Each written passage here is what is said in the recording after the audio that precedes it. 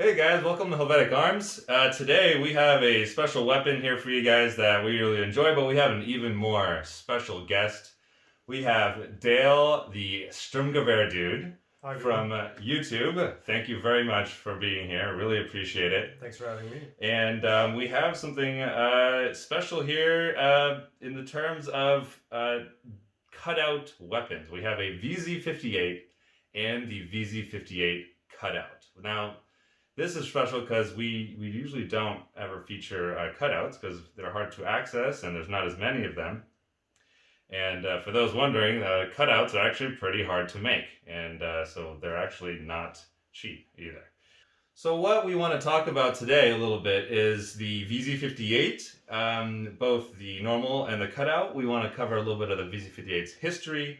We're not going to go super in depth because it's actually kind of a long history. We're going to go in a little bit about the mechanics, about the pros and cons, kind of our personal opinions on the weapon, and some of the features and so on. So, and maybe a little bit of comparison to some of the other similar platforms. So, right here we have an actual vz.58 that is made in the SHE factory of CZ during the Cold War. This particular weapon was made in 1964. And that is kind of a special thing because now these aren't, this isn't always the standard. Now that CSA, Czech Small Arms, has bought the license to produce these, they still produce vz.58s, but they're not made by the same company, and they are not exactly the same. Notably, just off the top of the vat, you can see that the finish is different, but also the maker is not the same. So this is an original Cold War production vz.58. And here we have a very special vz.58 cutout. This was a, I guess the Cold War version of the Boy Scouts for Czechoslovakia. Had training weapons, so they were deactivated full auto military weapons, and they took one of those and made a cutout out of it. And so this is one of those cutout vz.58s, and that's going to let us explore all of the mechanics and how it works. And be able to compare also two different looking rifles. We have some of the older furniture here. Here we have the para furniture and the more modern Bakelite, if you will, but it's like it's a wood composite. And we're going to be able to compare also some of the features of the different versions. So starting after the Second World War, the requirements for weapons start to change. As a very brief summary, the Czech military started developing rifles such as the vz.52 and the SA-2325 submachine guns to be used for their frontline forces. And once they were taken, they became part of the Warsaw Pact.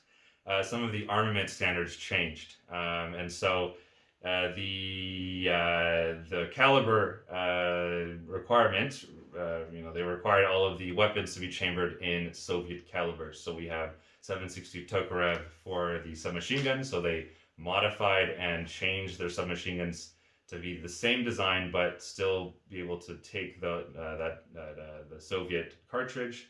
And for the vz.52 semi-auto battle rifle, to take the 7.62x39 cartridge. And so those would then be named basically the same thing by adding another year of modification. So the vz.52 became the vz.52/57.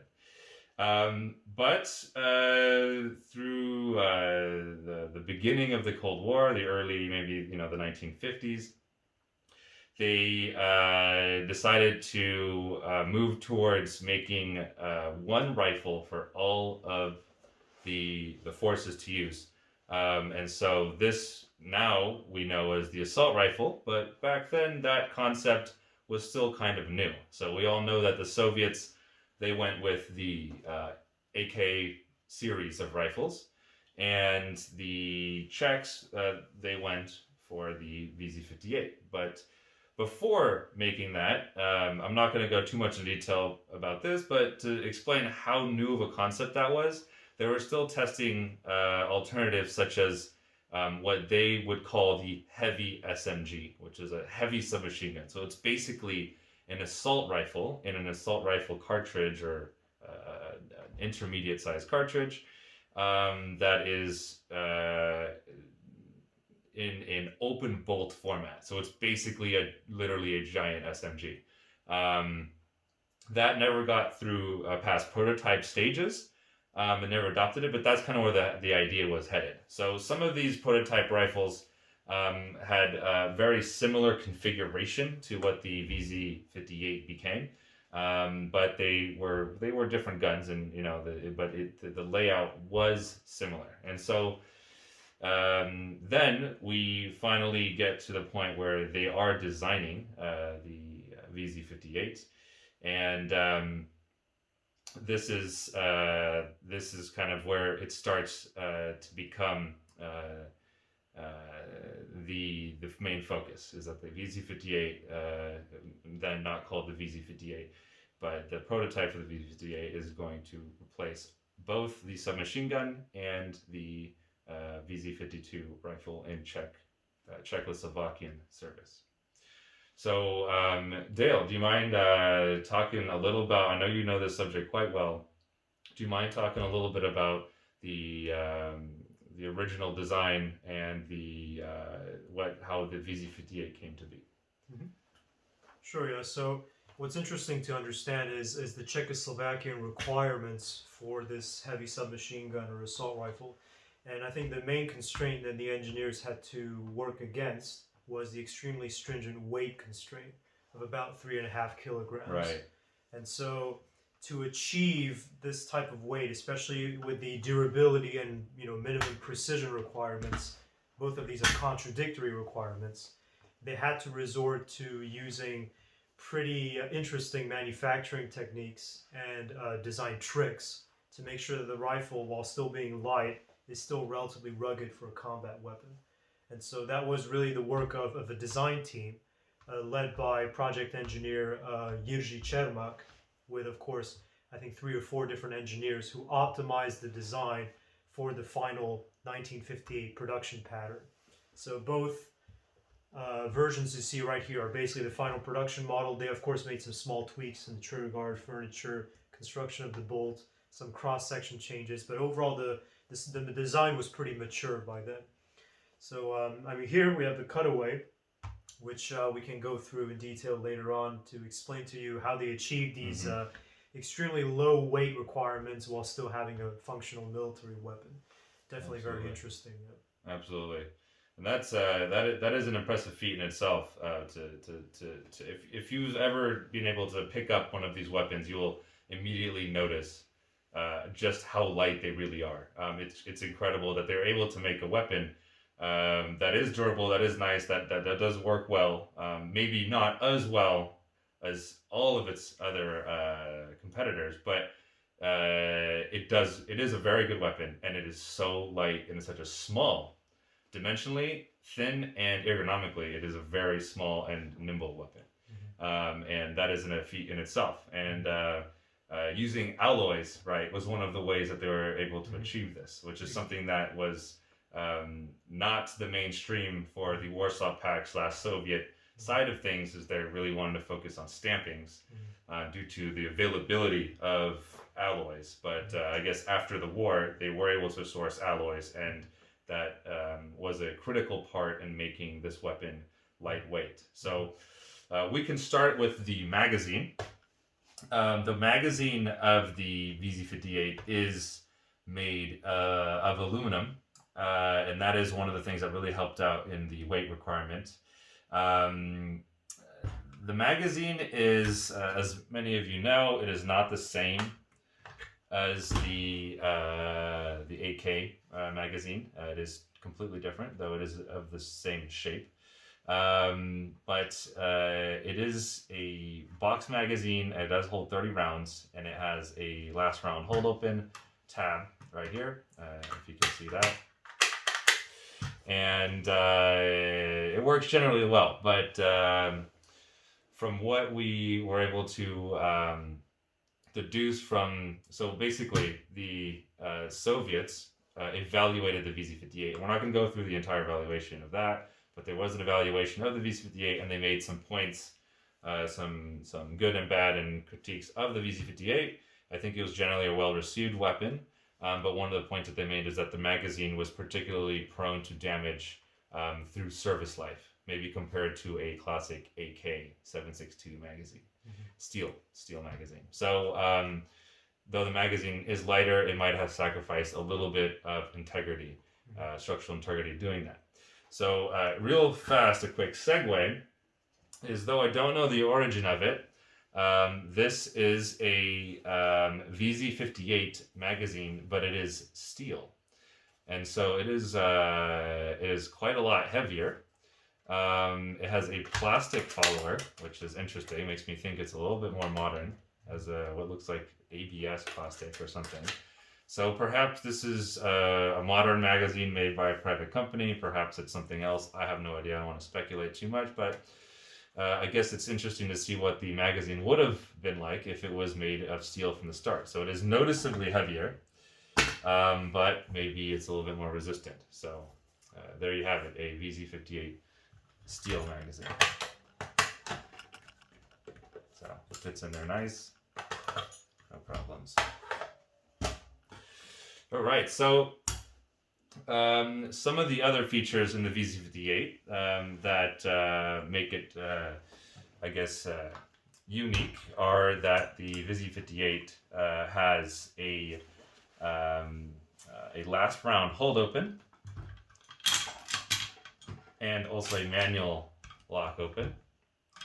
It has the ability to take stripper clips, which we'll demonstrate later. It has a selector switch, more similar to Western designs than, let's say, an AK style. So it's like a little lever that you can move. The position it is in now is safe. The one is on semi, and forward is it's marked 30 for full auto.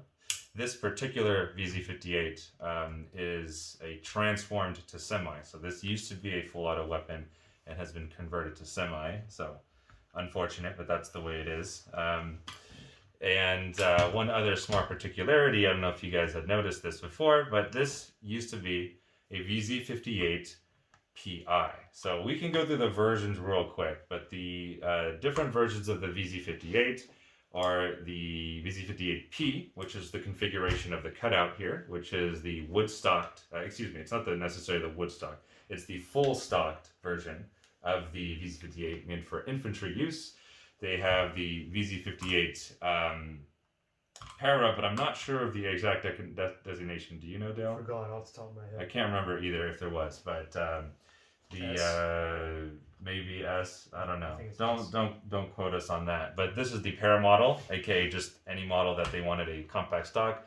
It wasn't necessarily for paratroopers or anything like that. This is also the one used for various other uses, or whatever troops use folding stocks. Then there's the version of the vz.58 called the vz.58 PI, and that is the version with the full stock and with a night vision mount rail for a starlight scope. What is the name of the scope again? It's NSP. NSP2. Okay. NSP2. It has a bulb with an infrared source, so it's an active optic. Okay, so we have an active infrared optic that can be mounted on here. And this version also came standard with a bipod and a flash hider, a cone flash hider. So the bipod is really interesting because it could kind of just goes out like this, but it attaches without any locking mechanism other than itself, where just by pushing it forward, it can mount it to the bayonet lug, and therefore it can be put on like that, and now it is locked. And when it goes backwards, it doesn't depress long enough to go to allow the bipod to slip off. So that's a pretty neat design. So this, contrary to common belief, this is not the LMG version of the vz.58. This is the night vision use version. And I'm guessing the bipod and the flash hider, the flash hider for night uses, and then the bipod, because the gun was probably quite heavy with the night vision scope on it, and was meant to be used from the prone or some sort of fixed position. There is a version of the vz.58 that is the light machine gun version. What is that one called again? It's called CH+CH. CH+CH. Project CH+CH. Project CH+CH. Okay, that's quite a rare weapon, from what I understand. Yeah. And it wasn't fielded right in mass of any sorts. Yeah. But there is a long, heavy barrel, basically the vz.58 of the RPK, kind of style. So those are the different versions. The stock is folded just by doing that little push button there, and it does fold without being able to take it out this way. So are there any other features on here that you can think of, Dale, that I might have glossed over so far? I think that pretty much sums up the value proposition of the vz.58 versus the AK, definitely. Mm-hmm. So toggle safety, hold open, right, common receiver for both stocks, right, and a universal accessory rail or equivalent thereof. Right. This would, I guess, be a universal accessory rail. This bayonet and bipod. This is one of the probably first universal accessory rails Yeah. in the modern world. But that's pretty that interesting. sums it up pretty well. Yeah, I think there's nothing much more to say from the Right. user perspective. I guess. Exactly. Yeah. So design wise, obviously, this is totally different than the AK. We're also talking about a short stroke gas piston. Correct. So with that, we can go into the disassembly of this weapon. So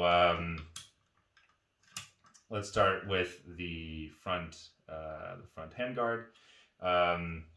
Here we have a kind of like the AK, kind of latches down like that, but under it we'll find the piston itself. It's a very lightweight and ingenious design, I think. It's just kind of when the recoil hits the rifle, it just taps like that and opens the bolt, so we can take that out like this. We have the piston. We have the spring that goes around the piston. The handguard, I think, is fixed into place without having to take this. Do you know how to take off the handguard? There's a rivet. There's a rivet, right? So you have to destroy that to remove the handguard. All right. So this is an armorer's job to replace the lower handguard. So this is a little bit like I mean, it's not like, but the concept is like the AR-18 series rifles, where the lower handguard, though it is made of a more delicate material such as plastic, in this case it's a wood polymer composite, but you can't take off the handguard without destroying some part or doing some more using heavy tools to remove it. So it's not a field serviceable item. So it's not like the AK where if this broke, you could just take it off. All right, so now going to the back, we have the, let's see here, part always gets me. The cover. I think you have to decock the hammer first. Oh, is that what's going on here? Yeah. All right. So let the hammer down. You're right. Perfect. All right. So here we have the bolt cover, the receiver cover, and it is a lot shorter than the cover on the AK. So it has it only comes up with the half of the receiver, which is one way that they're able to use stripper clips, but it also allows the action to be quite open. So this resembles an SKS a lot in that way, as well as the vz.52 more.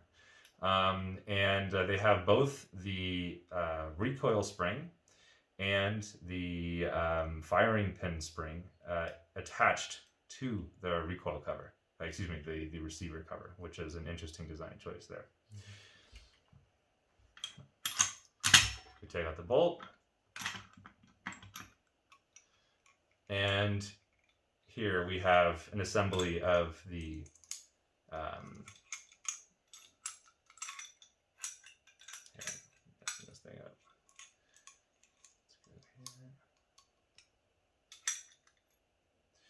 Here we have the locking levers and the bolt itself. So we'll touch on that more later with the cutout. And here we have the linear hammer, right? I think that's what there's a lot of debate whether this is a striker fired gun or a striker hybrid, but I think it is pretty clear to us that it seems like it's a standard hammer function, just in a linear fashion. Yeah. I believe. So this hammer basically goes back, but we'll show you guys that more after. So basically what you have here is the complete field stripped vz.58. There's not too many parts involved here, so it's pretty simple to clean, maybe one of the simplest weapons to clean and take apart. From my experience shooting it, I think that it is a very pleasant weapon to service. So I think it's nice in that regard. So now, shall we move to our beautiful cutout of the VZ? Here we already can see we have some of the older generation wood, which is also very beautiful on it. They only used this production wood early on, I think for the first year of production something like this. I think they were looking to replace that pretty much as soon as it entered service. Right. Because of the high production volumes needed. Because imagine for the beech wood used here, you have to cut the trees, cut the planks, season the planks, right, which takes years. Right. And then, actually make the blanks. So for production rationalization, they actually commissioned a furniture company to develop this kind of matrix composite material, wow, the so-called beaver chew or beaver barf. Oh, wow. And I think that furniture company is still in business today. No way. Interesting. Yeah, exactly. Do they still make I think they still couches of Bakelite? Well, they probably do particle board, because this is technically I just guess so. polymer bonded particle board, technically, which is interesting. So I found that pretty cool. That is really interesting.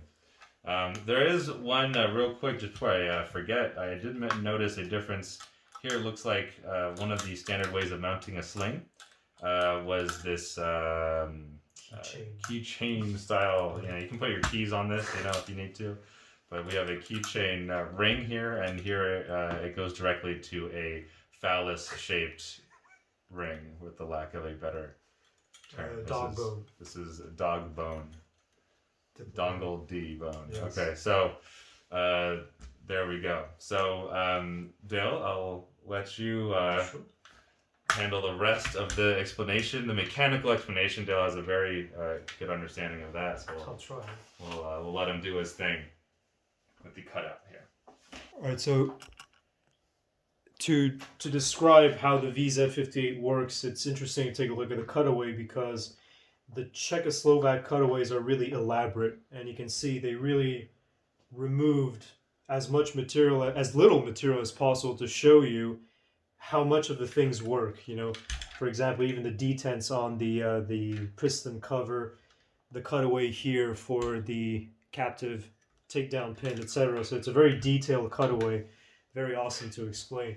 Now, to understand how the rifle works, fundamentally, if we take it down to basics, this is a gas operated with a short stroke piston, with a tilting block, locking mechanism, linear hammer, box magazine fed, with kind of an open bolt style of trigger mechanism, which is pretty interesting.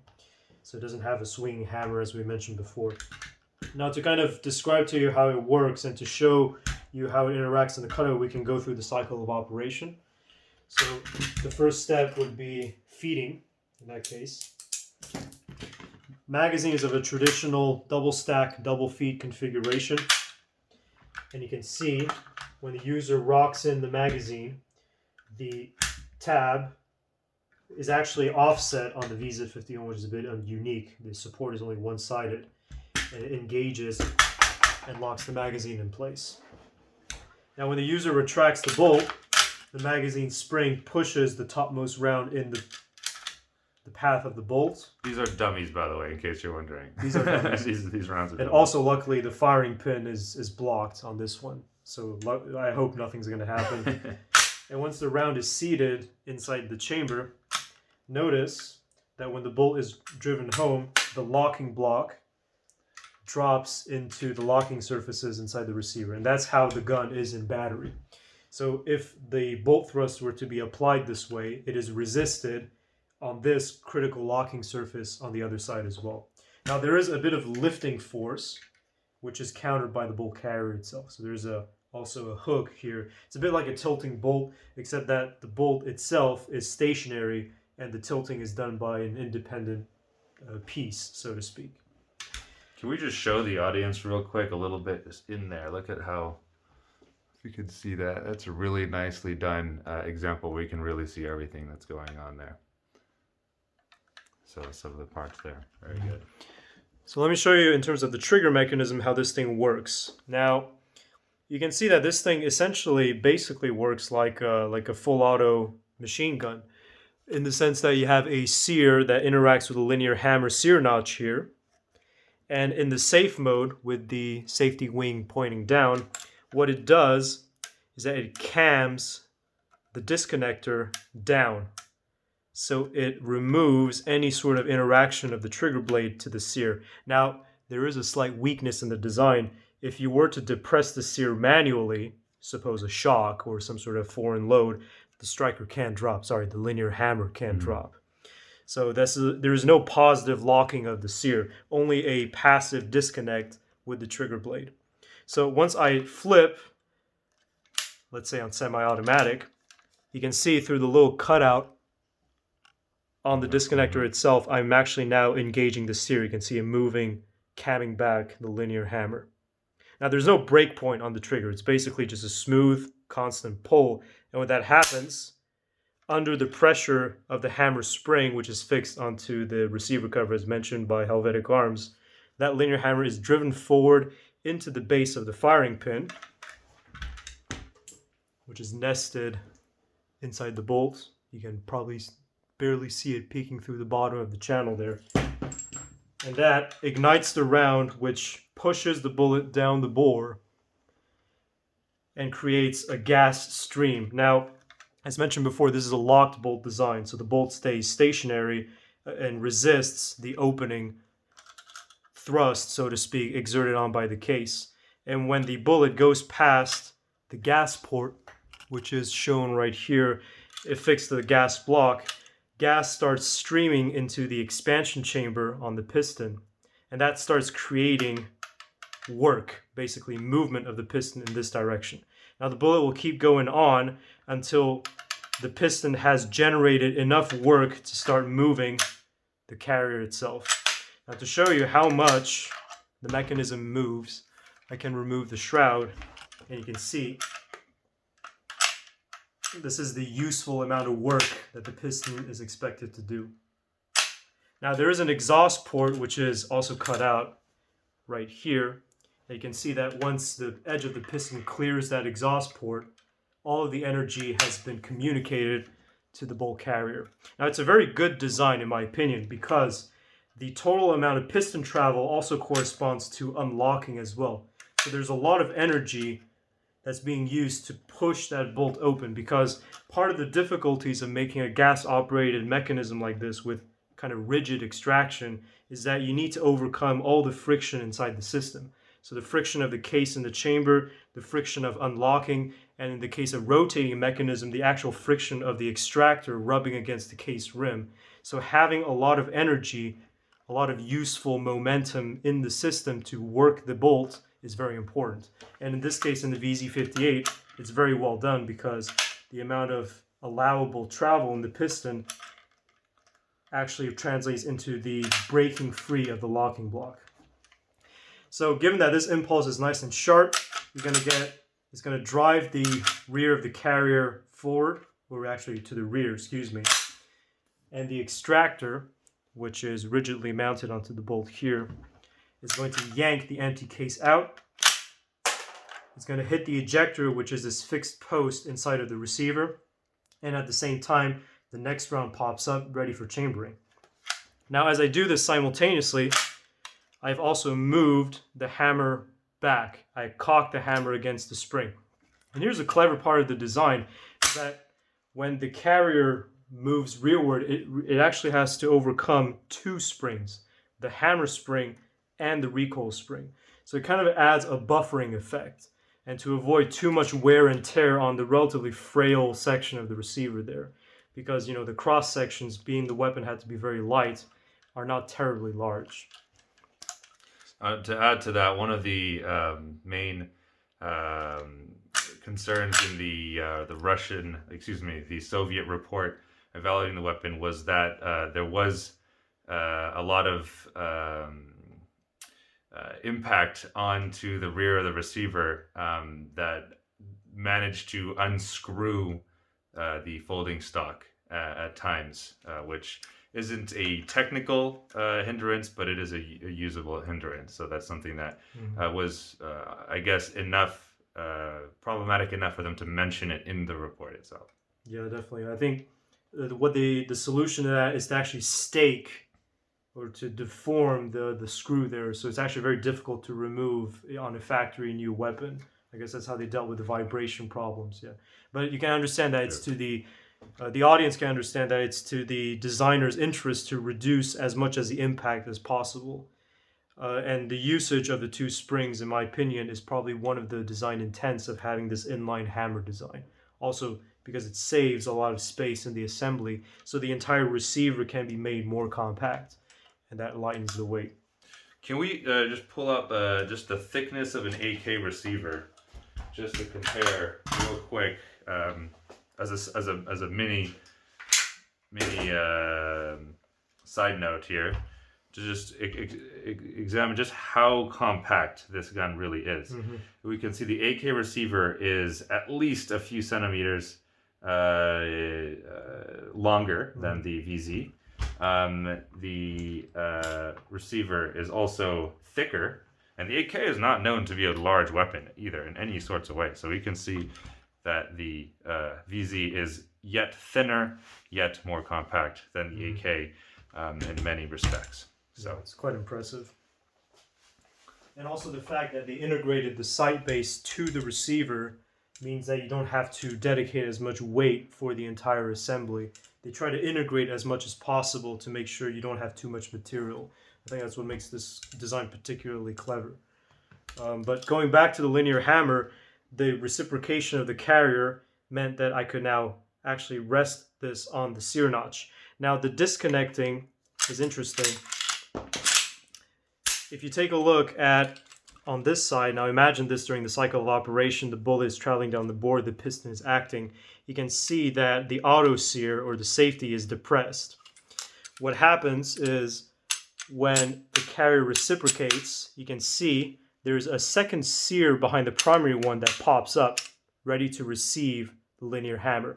And it's clever because I don't know if you can see it on the camera's perspective, but the second sear is ever so slightly offset the primary one. So it'll always catch first if it's up. Let me show you. So you can see now there's a distinct gap between the primary sear. It's actually resting on the secondary one. And once the safety lever is depressed, thus depressing the secondary sear, it's going to close the gap and touch the primary sear. That's how the out of battery safety works, or the automatic sear as well. Now for the disconnector function, you can see the disconnector has a tang right here. When I depress the disconnector, the primary sear pops back up. And to reestablish the trigger reset, it climbs back up onto the sear and I could depress it again. Now what's very clever about the design is that there's a kind of a redundancy in the system. When the bolt carrier passes, you can see the tang right here already depresses the disconnector once, like this. But if you were, for some unnatural reason, to release and press again, you can see the second passage of the carrier depresses it again to make sure that that linear hammer stays back. So it's a very clever and well thought out design. Wow. Now, how do I distinguish fully automatic and semi-automatic fire? In this case, I'm in semi-automatic fire. What this does is that it allows the disconnector to be up even when the carrier is moving. So this means that the disconnect is forced. However, when I move this to the fully automatic position, you can see it cams the disconnector down. And so here, only the out of battery safety or automatic sear controls the position of the linear hammer in relationship to the bolt carrier.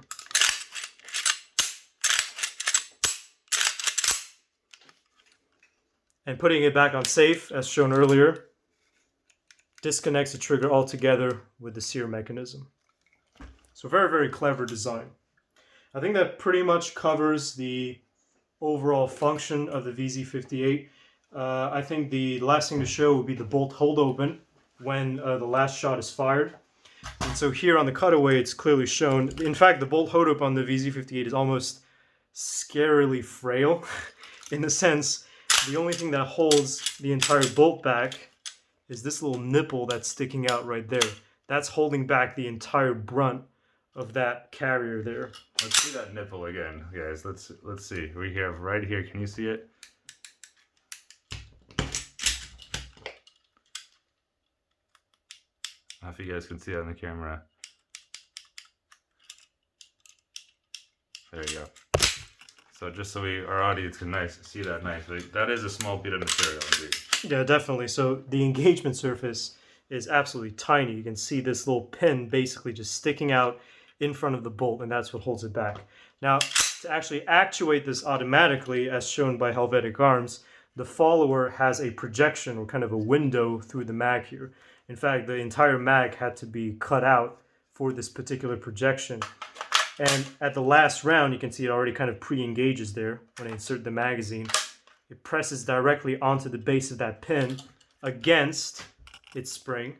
And when the bolt carrier returns on the last shot, that's how the bolt hold open is actuated. Now, the only thing that holds this back is friction, which in my opinion is a bit of a design flaw.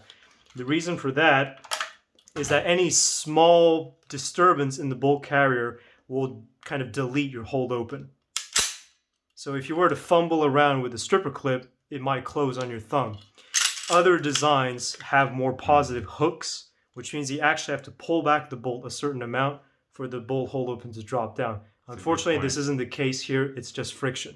So you can technically just jar this and you can close. So honestly, that about covers it. I mean, it's a very well thought out compact system. Of course, they had to sacrifice rigidity and strength in exchange for weight, but I think it's a good compromise overall. What I also find very clever about the design is the gas system, which is extremely compact. In fact, this isn't really even a tube, it's just a cover. It's just a cover to prevent the piston from popping out of its normal position. Everything actually happens in the gas block. It's a very tight, compact design. And overall, I think this deserves to be manufactured in such high numbers and to be such a successful weapon overall, yeah. Indeed. So, well, first of all, thank you so much for that extremely well-detailed explanation of that weapon and its mechanics, Dale. I don't think in a million years I could say that any better than you did. But yes, to add to your to the production numbers, from what I recall, it was about 900 and something thousand produced. So almost we have just shy of 1 million of these weapons that were made. So it's certainly not a rare weapon, and I think that it also leads to its underappreciation. People really certainly do underappreciate the vz.58. I think everyone can agree on that platform in general. It is a fantastic platform. It is really nice, and it is very clever. Is it the best thing for everything? Maybe not.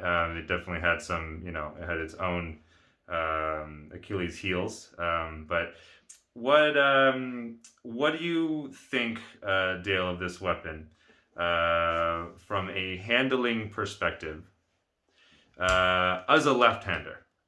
Because you are left-handed, Dale. Exactly, yeah, I'm left-handed. Well, I have to say I have two handicaps. One, I'm left-eye dominant, and also I have pretty small hands. So most conventional firearms I have to kind of work around to make sure I get access to all the functions. And unfortunately, the vz.58 is one of them. The problem with the safety is that I can't really quite get enough grip to rotate it. It would be much more natural if the safe position was horizontal and I rotate it like this to put it on safe, a bit like a Sturmgewehr 90 or an AR-15 M16 type system. But here in this case, if I push it forward, I have to rotate my grip, reach around, and if I want to pull it back, I have to rotate, pull back to remove it off safe. So on the safety side, I have to say, compared to a Kalashnikov assault rifle, where as a left-hander you can simply just rest your thumb, take the safety off, put the safety back on, in my opinion, is simpler than having to deal and fumble with a lever. At least that's my personal opinion. Interesting. Yeah, so it seems like the lever is usable, right? But it's not great from a left-handed perspective. I mean, as a right-hander, it's definitely much better. I mean, I could just flip it like this, pull it back, push it forward, put it down. Mm-hmm. But as a left-hander, yeah, it's definitely not ideal, at least for my size of hand, particularly. Mm-hmm. And what about the mag release? Yeah, I think that's my main criticism with this system. Is that's really relevant to most production rifles, because the earlier rifles had a simple bent trigger guard, so the magazine catch was free. I think probably due to too many people rubbing clothing against this, since it's offset, and accidentally releasing the magazine, they placed that guard. Unfortunately, that guard kind of makes the magazine catch, in my opinion, borderline unusable. Because if you're left-handed, first of all, you don't see the magazine catch. You have to reach around and somehow tuck the edge of your thumb, if you can see it on camera, like this. So you have to use the tip of your thumb, which, is not ergonomically ideal. Yeah. Mm-hmm. If you had a long enough index finger, you could probably reach in there. But again, you're jamming your finger to actuate that. Right. And even as a right-hander, I'm sure you would agree as well, it's not that easy to get your finger inside and actuate this. And with gloves, forget it, right? Yeah, no, with gloves. I mean, I don't want to say forget it, because that's an absolute, but it would be difficult. You're better off tying a fishing line to that and just yanking that down. So the magazine catch, in my opinion, is truly horrendous. One, because it's so stubby and short. Two, because of that guard. And third, because it's actually offset. So it's kind of difficult for left-handed people, because from your perspective, you don't see the magazine catch. You just sort of feel it and jamming your thumb in there to actuate this.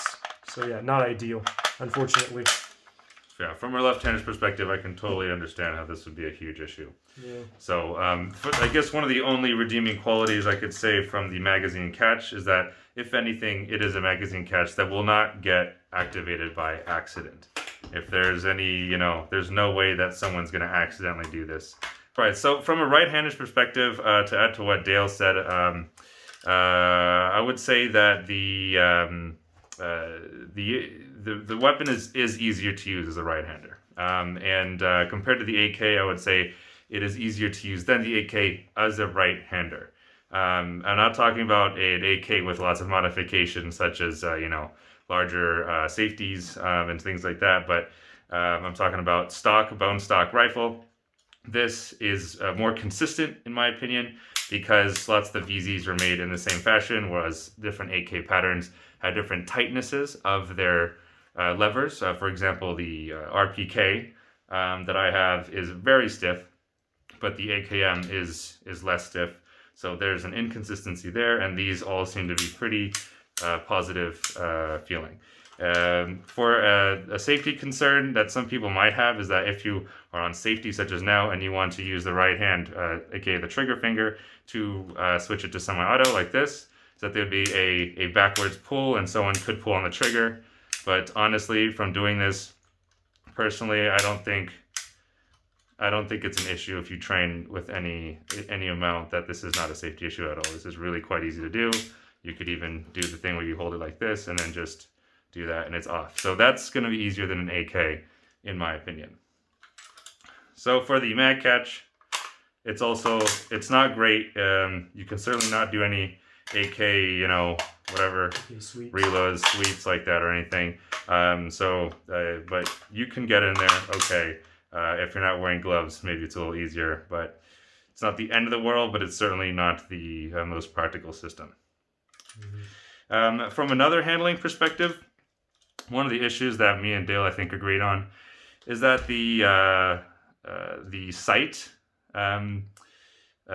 adjustment notch gets in the way of the charging handle. So if you're going to sweep it like this, which is probably the best way to do it, assuming you have no optics on top, is to go like this and to do that. But you are going to be hitting this most of the time, and under stress you could, without gloves, maybe you can injure your hand for sure using your pinky, or even like this, like you're pulling on the notch, and either in the dark, low light, or some sort of stress scenario, you could potentially either slip and not get the whole thing, or go in too deep and hurt your hand on this piece here. So that's not a great design feature, in my opinion. Though I'm, maybe some different geometry here would help, but that's that. Yeah. As far as the, let's say, The feel. As far as the feel, the general feel, well, this one feels really light because half of it has been milled out. But the weapon is very nimble, very lightweight, very nice feeling in the hands, and that is quite nice compared to the AK. The AK is also very nice in the hand, especially bone stock. AKM, it feels great. Yeah. But the VZ is still a lighter, more It's very svelte. Svelte weapon. Yeah. It's very svelte. I think we're going to name this video Svelte. But it's very nice. And the magazine is something I also have a little bit of a quarrel with, at least on mine, depending on the magazines. And I want to clarify something too, is that the magazines with AK series, they're a little inconsistent sometimes, depending on the mag, with the way they fit, the way they go in. But that's also could be attributed to different manufacturers, different mixing different manufacturers and stuff. Whereas for the VZ, we're really only comparing VZ-made, CZ-made magazines and original weapons. So they should work great, and most of the time they do. But getting that thing in quickly, sometimes depending on the thickness of the paint or how much wear or the magazine, it can be easy to not get this in on the first try. And now it's going to do it every time, obviously. But what has happened to me, depending on maybe the wear pattern in here or some of the dimensions, is that it'll go in and just come out like this, and it'll come in a little hard. So I'm having a hard time finding. So maybe on the cutout it's a little easier. I'm not sure if the cutout's a little looser. You can see the margin of error is about 5-6 millimeters. Right. So if you under-insert that, it's not obvious if you already got it in on the first try or not. I think that's the main problem. Right. So just to give an idea, like here it's already, I don't know if you can notice, it's already sticking here. See? Yeah. And that's sticking when I've used this weapon in a class. It made it seem like I felt like it was engaged. And as soon as I felt this resistance, I started to pull back, and it didn't go in. In this case, that one's fine, but it would be more something like this, and then it just wouldn't engage in the front. You'd have to really kind of push it forward and go like that. So that's my personal experience with it. I think that the AKs, a good AK mag with a good AK, is more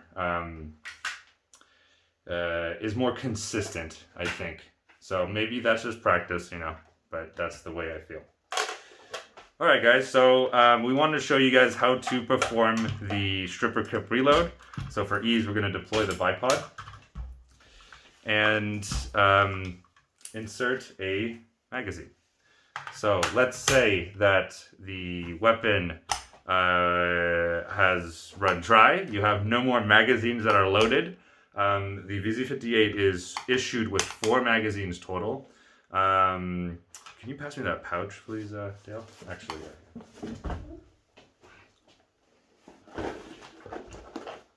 There we go. So here we have. Oh, this is interesting. Look how it's like the different direction now. It's like a quilt. But the direction is different. Oh yeah, true. I noticed that. Yeah, maybe you can put it on the other side. Interesting. So here are some of the magazine pouches that the vz.58 is issued with. From what we understand, this is a paratrooper pouch, correct? Yeah. Here's an older gen pouch. It's a little smoother, and a shinier, newer gen, this thing was made in the 70s. Pouch for the vz.58. And as you will notice, it has 4 compartments. And unlike the Soviet pouch, it only has 3 compartments. So I guess the issued number of magazines is the same, but one that is in the gun would be stored somewhere else, and the one that goes in the gun for the vz.58 is out, so you pull one out and have 3 extras, I suppose. So once you run out of your magazines, and I guess if you have stripper clips available to you, so what is unclear to us is in what scenario a Czechoslovakian soldier would have stripper clips on his person. Maybe they would be surplus stripper clips preloaded from a vz.52/57 available and be able to reload in the field after using all of his magazines. So you would start like this. According to the manual, you basically put your hand either on the forend or the magazine. You take the 10-round dummies again, of course, stripper clip. You place it inside, and then I'm doing this wrong now, and then you take your thumb, put it against the side of the receiver, and push it in. Like this. And now... I think the bolt hold open has been jarred. Uh-huh. So you have to lock the bolt again. This is exactly what you were explaining earlier in the video. So this is a real case that the bolt hold open has been jarred, and now it is the bolt is pushing forward onto the stripper clip, locking the place, making it hard for me to remove. So I could probably yank it out, but I'm not going to do that because I might damage it. So we're going to lock it back. You have to depress it again. Yeah. And oh yes, we had to depress it because there's ammo inside, and now it comes out easily. So that's exactly what was happening. Yeah. So because of the leverage, the leverage you placed, it jarred the gold carrier. So that's a bit of a design flaw, in my opinion. I mean, this is case in point right here that is a design flaw. So I was trying to put in the ammo using the stripper clips, and by doing that, I basically unleashed the bolt, and it went forward. And made it difficult to remove. So normally this would be able to easily remove. So when you have 10 rounds in the weapon, you can either rack it or proceed to load another 2 of them to make it you can use it to as a 30 rounds. Tool. Like Yes. You fill your mags and board. That's true. You could fill up your mag. So instead of doing the tactical reload and putting in a fresh mag, you just rip it open, put in the last round hold open, and start topping up your mags. So it could also be a slightly unsafe mag loader tool if you want, and just load it directly in front of your chamber that way, and then remove your magazines to get new magazines in, and load those up, so. But there you go. So, and then ta-da, it's in there. So that's how you stripper cloak reload a vz.58.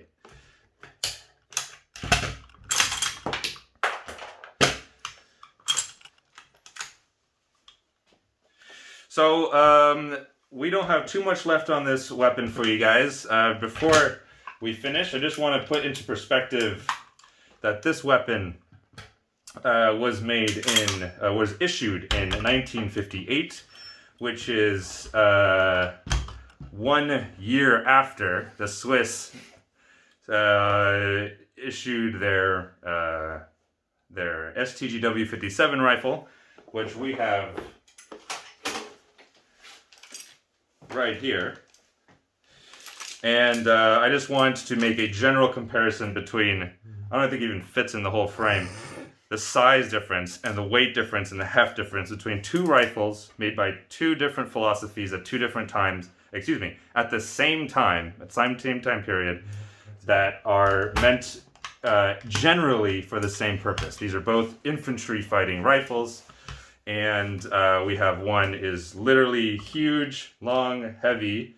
There's reasons for it, but that's the idea. And here we have a rifle that is extremely light, even by today's standards, maybe lighter than most of the rifles made today. Most modern rifles made today. And they came out at the same time period. So I think this picture alone here illustrates the design differences between the two philosophies, just the two different philosophies going on during the Cold War between though Switzerland was not part of NATO or anything, but it is a Western philosophy, defense philosophy versus an Eastern philosophy on small arms. So with that, is there anything that you'd like to add, Dale, to this breakdown? It was a very complete overview of the system, yeah, from a user perspective. Thanks Yes. for having me, yeah. Yes, well, thanks for coming. I really appreciate it. Hopefully we didn't bore you guys with technical details, but if you're here for that, you're in the right place. So thanks for watching, guys. Hope you appreciate it. I hope you liked it. And we'll have to come out with some more content regarding the vz.58 with some shooting and some stuff. So this is just kind of like the tabletop breakdown. But thanks for joining us, and we'll see you guys next time.